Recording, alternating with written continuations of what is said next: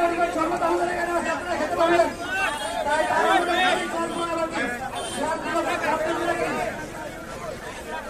এক পায়ে খায় আর খাওয়া শুরু করে দেয়।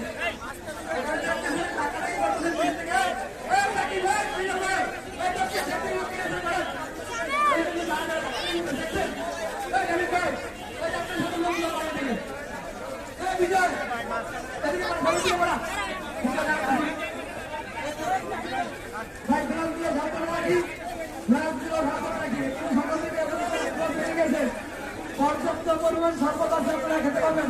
একেবারে ফ্রি শরবত, ফ্রি।